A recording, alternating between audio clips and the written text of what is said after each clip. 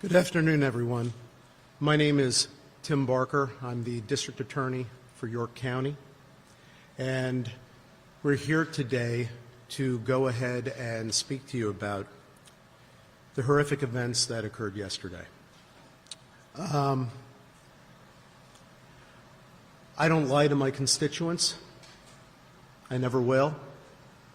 And so I'm going to say up front, this is extremely difficult. One of the most difficult things that any of us have ever had to go ahead and be a part of and to go ahead and do. But we're here today to go ahead and give you an initial finding of fact. And again, it's an initial finding of fact as to what happened yesterday. And we can go ahead and do so because the investigation has been extremely thorough. I had requested that the Pennsylvania State Police take over the lead on this investigation, and they are doing so in conjunction with the county detectives from our office in a full and complete collaborative effort. Based upon the information we gathered that was provided from my review, which included being out at the crime scene itself for hours yesterday, being walked through various aspects at the scene, which included also a review of body-worn camera footage, a review of dash cam footage, personally having a chance to see where there were various items of ballistics, physical evidence, and unfortunately the location of our fallen officers. Based upon this review of information, I will go ahead and deliver an initial finding of fact. This is an initial one. There are many steps that need to be completed as part of this investigation, and there are many questions that I will not answer for you at this time because the investigation is ongoing. And there will be a second briefing once all of that information comes back and is complete. Those of you who know how we operate know that is what we do. We speak with what we can when we can, but we will not go ahead and state or confirm anything that would be remotely incomplete and not decisive. So, what do we have here? Well, first off, Matthew J. Ruth, he is the actor. And this is the only time I will mention his name. After this, he will only be referred to as actor. What occurred begins actually on September 16th at approximately 11:23 p.m., and we must start there, because this began as an incident of domestic violence. There was a call that came in from the mother of his ex-girlfriend that the actor was spotted on her property with binoculars looking through the residence, looking through a window. The mother of the ex-girlfriend advised that it was a white male wearing camouflage, and she could see him through a trail camera that was standing in her driveway. And while en route to the location, the mother of the ex-girlfriend advised that the male possibly came there in a black truck that was parked on Emig Road around the corner from the residence at 1879 Hare Road. Officers responded, and upon initial arrival to the property, they did not locate the male. They went to Emig Road and did observe the black 2000 Ford Ranger pickup truck parked along the road in the woods line. It was unoccupied, and then officers went back to the residence and spoke with both the ex-girlfriend of the actor and the mother of the actor. And the ex-girlfriend of the actor had advised that on 8/20 of 2025, an unknown person set her pickup truck on fire while it sat in her driveway.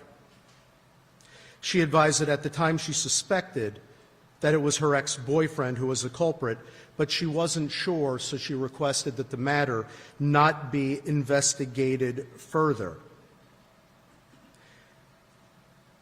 The ex-girlfriend then showed a still photo from the trail camera, and what it showed was a white male wearing all camouflage outfit, standing behind the ex-girlfriend's truck in the driveway, and the male is looking through a scope device with it pointed towards the residence.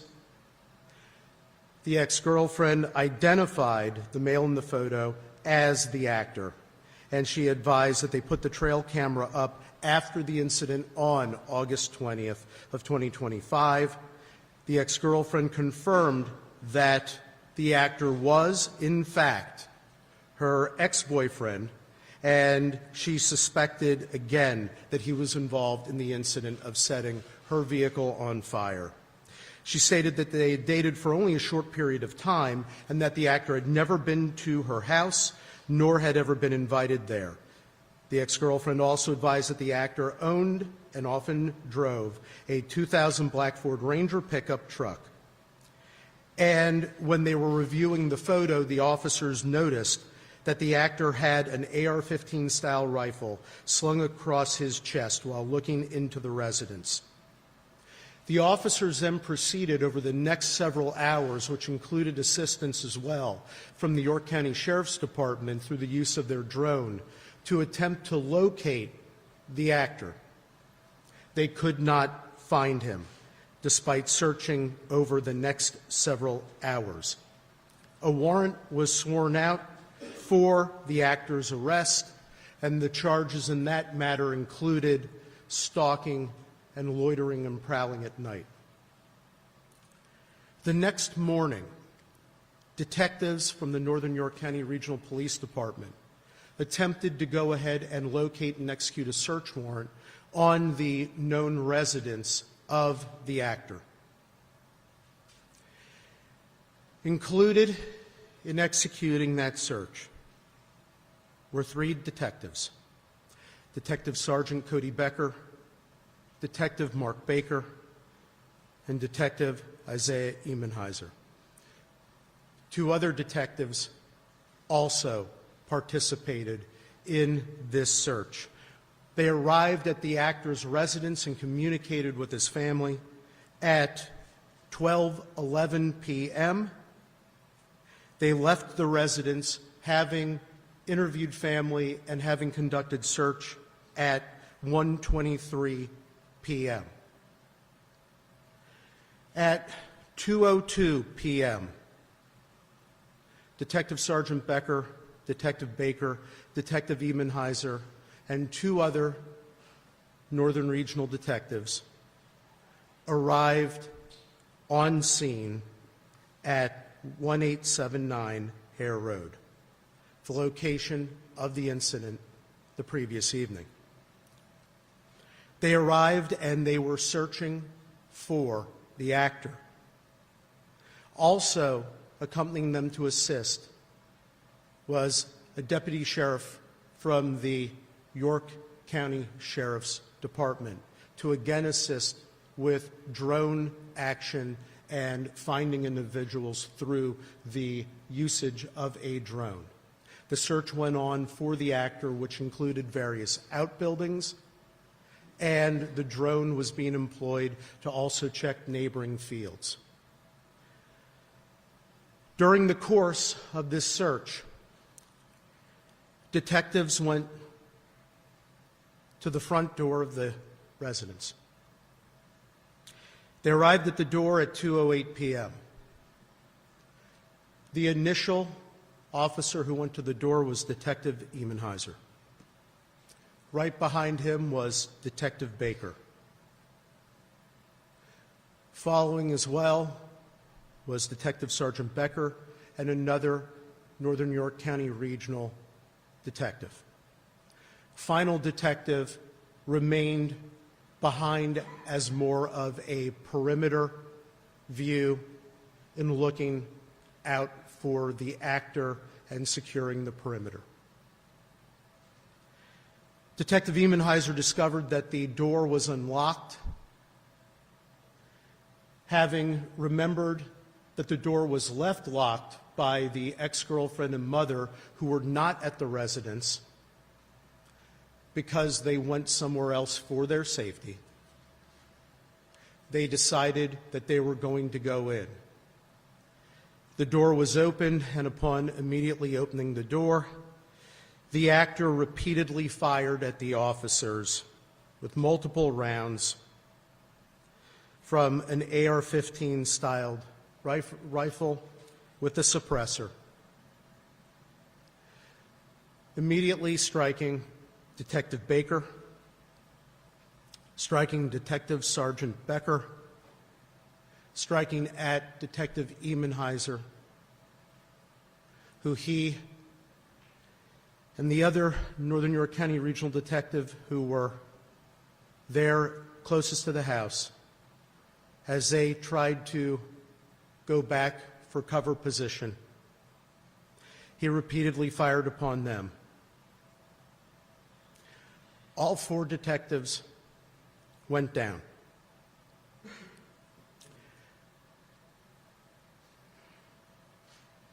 The actor then proceeded to turn his attention to the deputy sheriff.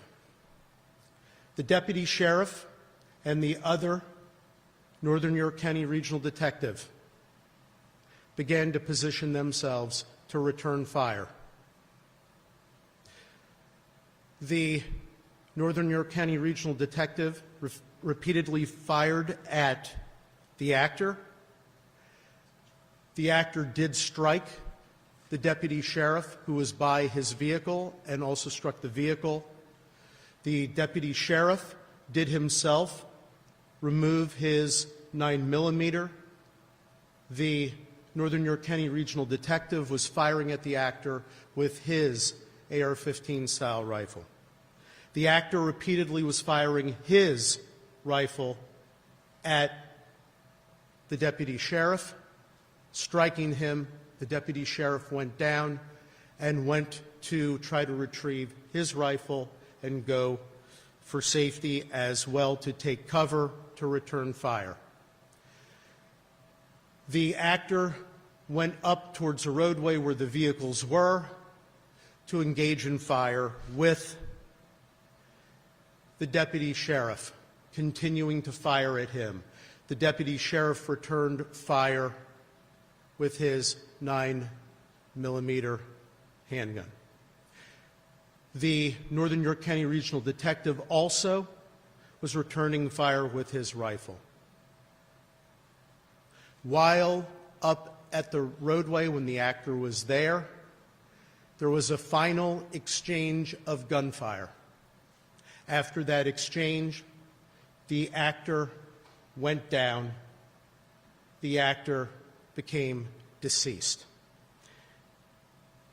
Following this, the Northern York County Regional Detective immediately went to see about rendering aid. He immediately went down first to his fallen officers from Northern York County Regional Police Department by the house and discovered detectives that were non-responsive. Detective Sergeant Cody Becker, Detective Mark Baker, and Detective Isaiah Emenheiser were all killed following the brutal ambush that was committed upon them by the actor. The final Northern York County Regional Detective was critically wounded. The other Northern York County Regional Detective immediately began to render aid, as he also called out to have responses from other law enforcement and other emergency responders. After rendering aid there, he realized that the deputy sheriff was also critically injured. The detective for the Northern York County Regional Police Department responded to the deputy sheriff and immediately began rendering aid to him as well. From the time period when the detectives arrived at the front door preparing to enter to when the shooting stopped, they arrived at the front door at 2:08 p.m. All shooting had stopped by 2:10 p.m. and 16 seconds. At 2:14 p.m., the first additional officer arrives, another member of the Northern York County Regional Police Department. The detective rendering aid to the deputy sheriff requests that the other Northern York County Regional officer go over and place handcuffs upon the actor, not knowing his full status at that point. That was done so. And then numerous other law enforcement agencies and emergency personnel came to the scene to assist and render aid. The Pennsylvania State Police, as mentioned previously, took over lead in the investigation assisted by our county detectives. Numerous law enforcement agencies came to help to secure the scene, help with any rescue efforts. And when I say numerous, I can't tell you how proud I am of every single law enforcement officer in this whole county. They all came from everywhere to be there to help in any way they could. A search of the scene revealed numerous locations of various ballistics evidence that in a future briefing we will be able to catalog to go ahead and explain what it is following ballistics testing and following other information. Needless to say, at this point in time, from what I was able to observe on scene as shown and explained to me by the investigators, it corroborates fully what we have just stated and also shown through visual and also through other interviews. Inside the house, besides discovering the initial casings from where the actor began his barrage of murderous activity, they also discovered in the basement that he had killed the black Labrador that was owned by his ex-girlfriend's mother, shot one time. We are currently investigating further aspects of motive. So we will not speculate on the full profile of the actor. Numerous other search warrants have been executed. Other things are being analyzed. There is one motive, though, that is clear for everything, and that is the hateful scourge of domestic violence. That is what brought us here. That is what brought law enforcement here. That is what started all the activity. The whole sequelae is there. And yes, thanks to the actions of the Northern York County Regional Police Department, supported by the York County Sheriff's Department, we have 2 lives of the residents there that are saved today. Because make no mistake about it, and this I can conclude by all reasonable inferences from all information without speculation, had they arrived home and not Northern Regional Police Department officers arrived, they would have been killed immediately by the actor. Again, that is not speculation. That is the absolute only reasonable inference from all actions. The detective from Northern Regional who was injured was, of course, rushed to York Hospital, as you all know, taken into surgeries, was critical but stable. The same is for the deputy sheriff from the York County Sheriff's Department.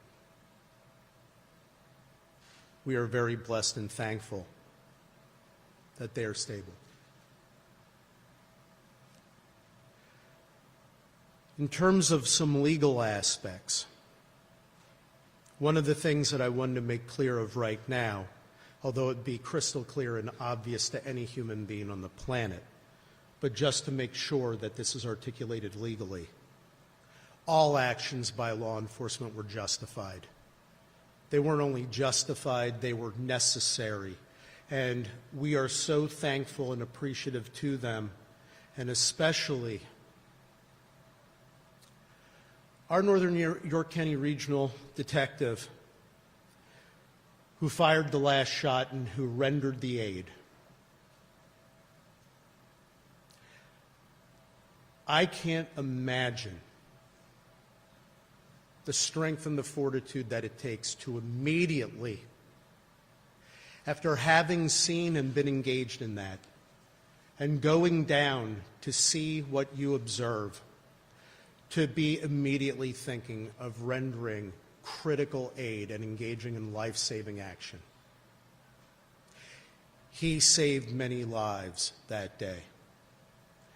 If the actor was not eliminated and his threat and murderous rampage eliminated, who knows where this would have stopped.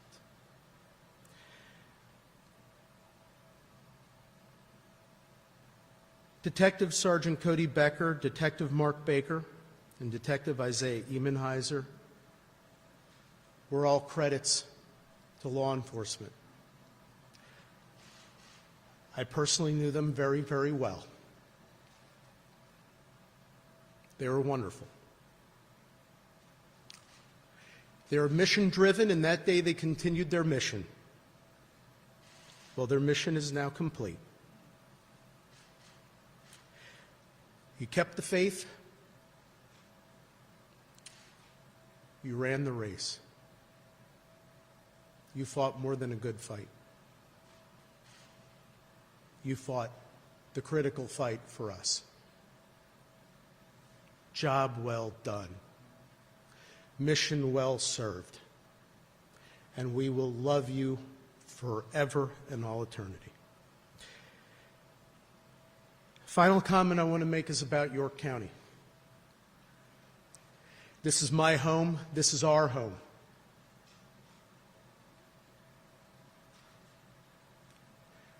We've gone through a lot this year. We've been at podiums like this too many times. And when you go through that, when you go through these sorts of things, it can seem very, very dark and dire. And you can begin to lose faith and hope. And I'm going to tell you, last night, there were a lot of us feeling that way, and I personally was too. And then when I left the scene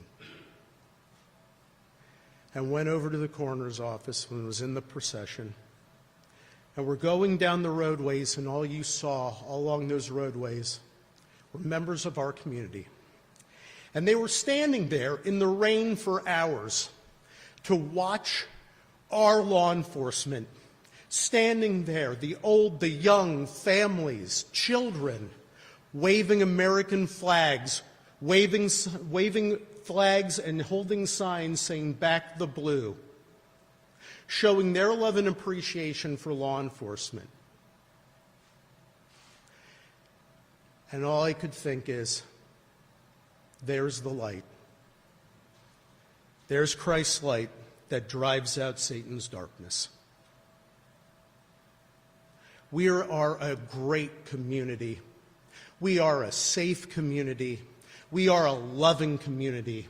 We are there for each other, and we need to be together to be love and light, and we will demolish hate and darkness by doing so. And by God, with every fiber of our beings, we will do that. This county will always be there for our law enforcement. And our law enforcement will always be there to protect and serve you. God bless you, York County, all that you are, all that you stand for. And we are so proud to serve you every moment of every day. With that, I'm going to ask my dear friend Dave Sunday to speak. And before I do, I want to mention something special about him. Yes, he's our Attorney General, and yes, he was the former DA. But he plays a more critical role in our lives, and in my life in particular. He's one of the best friends I have. And he came to the scene last night, not to be Attorney General, not to be a politician, not to even go ahead and be extra law enforcement. He came there at my request because we needed his friendship and love. And you know what in life? That's more important than anything else. And more important than calling him my former colleague, my former boss, and our Attorney General. I call him my friend. So, my friend, if you'd like to say a couple words.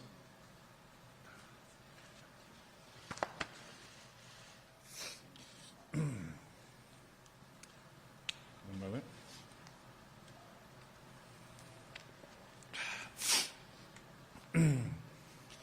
Good afternoon. After tragedies like this, we often look for reasons to explain unreasonable and unexplainable events. But oftentimes none come. Yesterday, 3 families received the call that law enforcement families fear each and every single day. They may not always talk about it or acknowledge it, but that fear is always there and very, very real. The fear that their father or their mother, husband or wife, beloved partner will not be returning home. I pray for the families who are dealing with unfathomable loss, and our hearts remain with the 2 families who received a call about their loved ones being seriously injured, and we pray for their recovery. This law enforcement community needs us right now. These families need us. The police departments, York County and the Commonwealth needs everyone to respond with grace, with love, with support, and yes, prayer. Police officers do not ask for awards, accolades, or attention. But the truth is, every single day, they're standing up for their communities, for many people who they have never met before, and putting their lives on the line.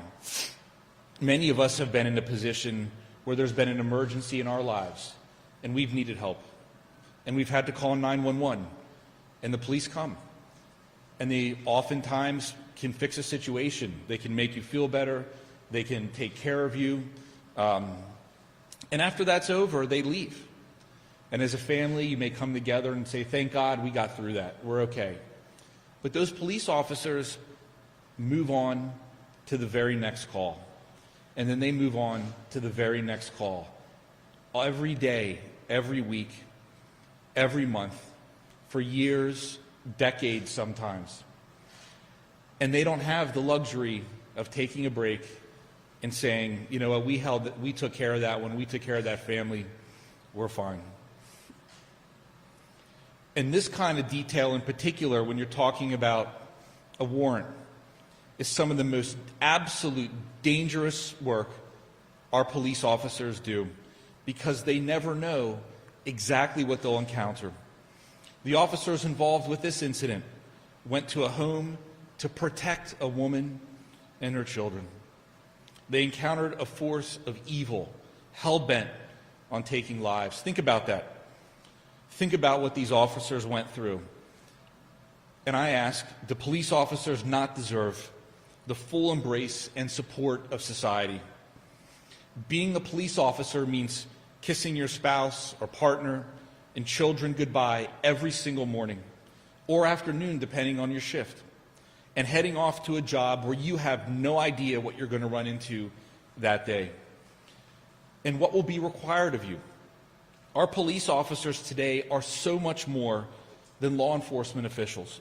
They're social workers, mental health professionals, counselors, crisis interventionists, child care workers. And they have the bright light of public opinion and judgment shining on them every single day. But yet they perform their duties without hesitation, true to their oath to protect and serve. Yesterday, 3 brave officers gave their lives to fulfill their duties.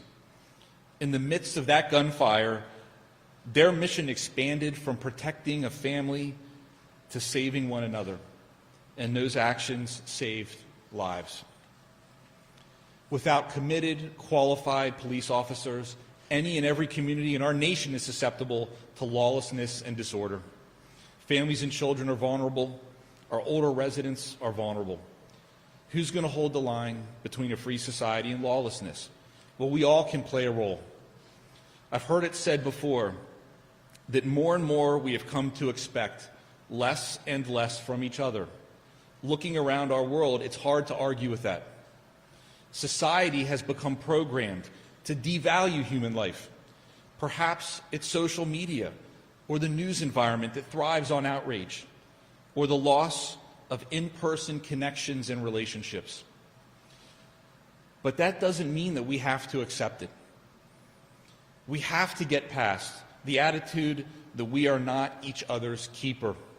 Step away from the keyboard and talk to a stranger, talk to a neighbor, find a place to lend a hand.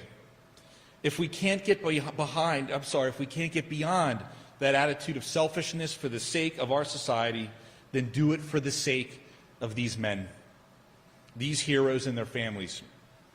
As one of Pennsylvania's most famous and favorite sons, Fred Rogers once said, "Look for the helpers." I implore us all to not only seek out the helpers, but support and empower them, emulate them. Again, the answers we seek, the logic or reasoning to explain how such a horrible, unimaginable tragedy can happen, they are hard to come by. So let's not rely on answers and instead take action. Not all of us swear the oath to protect and serve.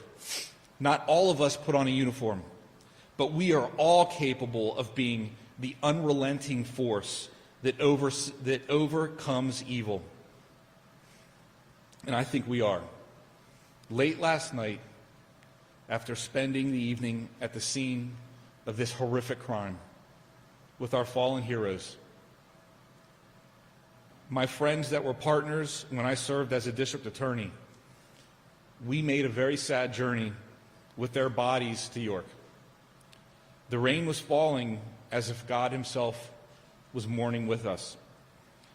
As I looked outside my vehicle window, lining each rural road, outside each home, standing in the rain were our fellow York Countyans, with American flags, holding a vigil for these men and honoring their sacrifices.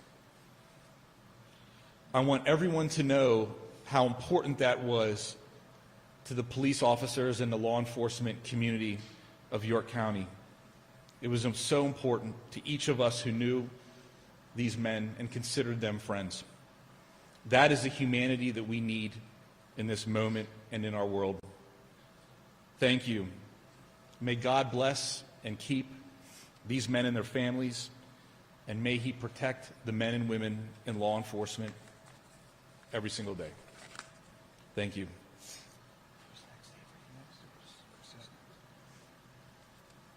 Pennsylvania State Police Commissioner Chris Paris. I would just simply like to say, again, on behalf of the Pennsylvania State Police, we stand with law enforcement in York County and all across the Commonwealth. We will continue to provide any and all resources at our disposal to ensure that the investigation is completed. The district attorney here in York County, our Attorney General, as well as the Northern York County Regional Police Department and the York County Sheriff's Department, I will say from a perspective of a police executive, they are a credit to law enforcement, the diligence with which they carried out this investigation from its onset, and the way that they doggedly and methodically did what they had to do in order to preserve life and seek justice is something that I know all people in York County and all people across the Commonwealth should be very proud. So we continue to support law enforcement services here. We will continue to do so. Our members' assistance people will be here with the Sheriff's Office as well as the Northern York County Regional Police. There are recovery support services that will have to be dealt with. For the injured, there are line of duty funerals that have to be planned, and we stand with them and will support them today and every day forward. Thank you very much.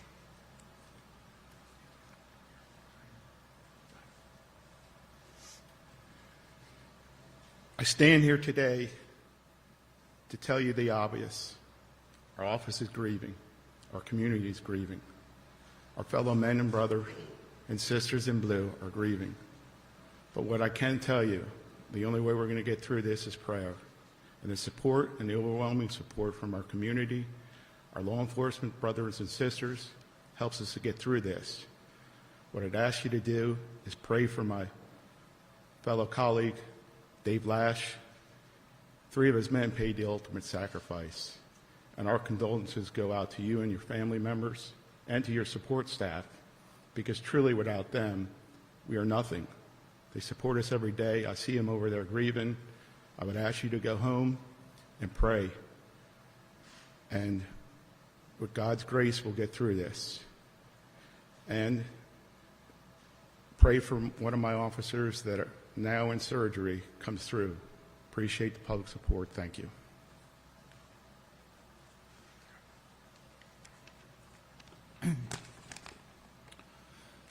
Good afternoon. My name is Dave Lash. I'm the Chief of Police of the Northern York County Regional Police Department. Yesterday was a dark day for the Northern York County Regional Police Department and for all of York County and our communities. We are mourning the loss of 3 of our officers, and we continue to pray for the recovery of our 4th and also for the recovery of the York County Sheriff's Deputy. I want to take a moment to recognize the 3 officers we lost: Sergeant Cody Becker, Detective Mark Baker, and Detective Isaiah Emmenheiser. Each of these men represented the very best of policing. They served with professionalism, dedication, and courage. They were leaders within our agency, committed to protecting this community and standing beside their fellow officers.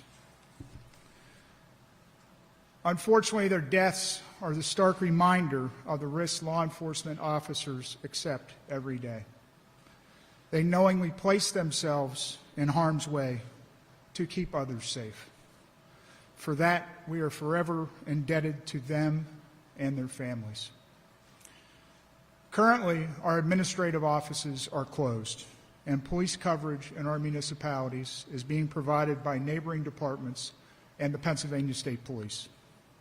We are grateful for their immediate support in helping us maintain public safety while our department works through this tragedy. The Northern York County Regional Police Department will return to patrol operations tomorrow on Friday, September 19th at 1900 hours. Until then, our partners will continue to ensure uninterrupted police service in our communities. We know the community wants to help, and an official endorsed donation portal will be announced shortly. This will ensure that all contributions go directly to the families of our fallen and injured officers. On behalf of the Northern York County Regional Police Department, I want to thank the community, our law enforcement partners, our elected officials, for their overwhelming outpouring of support. While nothing can erase the pain of this loss, your strength and compassion will help us and the families of Sergeant Cody Becker, Detective Mark Baker, and Detective Isaiah Emmenheiser as we move forward through the difficult days ahead.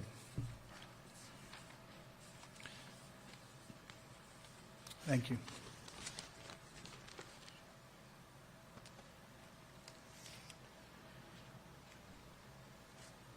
That concludes the comments that we came here today to make to everyone.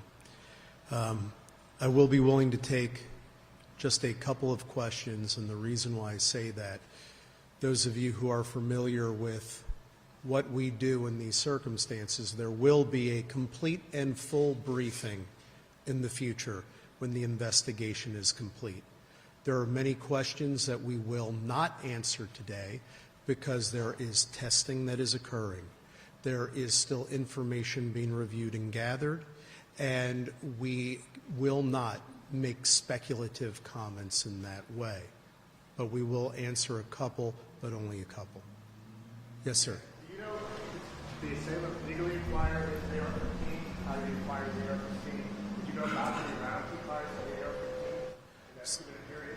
So we do have, so I'll say it this way. We do know what the background is that we are checking on for his ballistics purchases. That's part of the ongoing investigation, and we will be revealing that in the future as part of the briefing as those details are coming in. Second aspect, if you're wondering, is he a person not to possess a firearm? Based upon our information, we could not find any prior criminal convictions that would go ahead and make him a person not to possess a firearm. Regarding any issues with the quantity of ballistics, the only thing that I'll say at this time, a count was being done, but you have to go ahead and determine from which firearm something was discharged. There are methodologies for doing that. We are engaging in those ballistics aspects. So at this time, the only thing I will say generally is he fired many and multiple rounds, because to go more specific could lead to a misstatement of fact, and I will not do that. Were any of the weapons found inside the search of his home, and who was he living with in that home? I have not disclosed that. First of all, I have not disclosed who he's living with because out of their privacy interests. Second, all of the aspects of the secondary search that is ongoing, those items are being cataloged and are being reviewed. They'll be part of a further briefing in the future. But I am very sensitive to the privacy interests of non-involved individuals as part of an incident, including, as you'll notice, the only names that were mentioned, one mention of the actor, and the names, of course, of our fallen officers. That is out of respect to their privacy interests. But in the future, with the briefing regarding that question, we will be going into detail of a cataloging of background aspects of this individual. Where was the actor located when he started shooting, and where were police located? So, as I stated previously, and I'll just repeat this one more time, at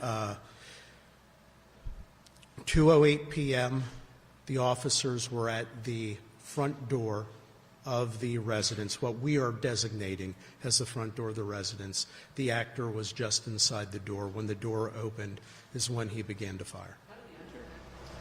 What's that? How did he enter the home? I'm sorry, you got to speak loud. How did he get access into the home? So that is under investigation and review as well. They were conducting a more thorough search of the house, looking for those aspects. One thing we do know about him from what we were able to reveal at this point with full confidence and certainty is he carefully surveilled the entire residence and the outbuilding areas. So what methodology he used is still under investigation. To gain the access at this point in time, the only thing with 100% certainty that is appropriate for me to state is he did in fact gain access, had been inside, was armed, and did discharge his firearm from inside of there, and in fact also killed, like I mentioned, the family dog. Sir, can you tell how long before 2:08 he may have been in the house? So the only thing I will say at this point, we know he was in the house before 2:02 p.m. We know that he was not at his residence as of the police leaving at 1:23 p.m. In terms of the actually being inside the residence, from where he filed the fatal shots of his ex-girlfriend and her mother, that residence, that is still under investigation to see if we have clues of a tighter timeline than when police left in the early morning hours of the previous evening to the time of 2:02 p.m. The police officer, the fifth officer, I think that he was not harmed in any way, and to put a finer point on it, you believe that he fired a fatal shot that killed the suspect, is that correct? So what I'm going to say at this point, first of all, he did not suffer injury, physical injury he did not suffer. The trauma of an incident like this is unimaginable, but he did not suffer physical injury. Concerning the exact wound locations, ballistic aspects, all the things that will go into those evaluations, the reason why I do not want to comment on any of those matters at this time is, first of all, we have autopsies that are pending. They're occurring Friday and Saturday. There will be autopsy reports. And then there will be ballistic reviews. And I want to make sure that the next time I come before you, that I am able to state definitively what the order and aspects of the shots were from which weapon. So accordingly, that's why I am being resistant at this time. My statement of justification is blanket for every member of law enforcement, regardless what, where, whom, every single one of them, every action they took was 100% justified. But the specifics will be coming. But I must have those aspects of the investigation completed. It could be self-inflicted. What I have done at this time is I am waiting to go ahead and hear every aspect of the ballistics. There are many things that I do know. I do not commit to anything without having all information. So if I sound uncommittal, it's because every time that somebody says a comment of speculation, so many times it gets proven wrong, and then it leads to more harm than good. So I am only going to state that it was a final exchange of fire. We know that for a fact from the evidence that we have. Following the final exchange of fire, the actor became deceased. So I will leave it at that. You will know more in the future. I will take one more question because I know many of these questions will be the subject of the next briefing, and I hate having to repeatedly say this to all of you. Knowing that the actor was potentially armed, what precautions did your detectives and officers take in issuing a warrant for a potentially dangerous individual? So they did get the arrest warrant, as I stated. They did a complete search of the whole area that night. They went over to the actor's home the next day. They made sure that the township police department of the area where he lived, that they were alerted. And these are plainclothes detectives, but they also do wear their bulletproof vests. They were equipped to go ahead